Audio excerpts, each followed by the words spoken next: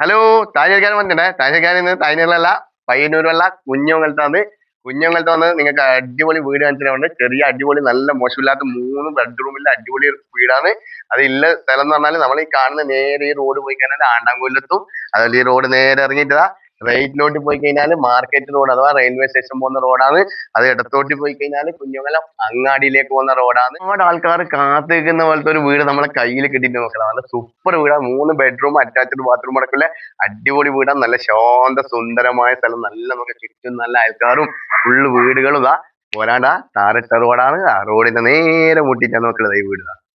അടിപൊളി വീട് റോഡിൽ നിന്ന് നേരെ ഇറങ്ങുന്ന തന്നെ വീട്ടിലേക്കാണ്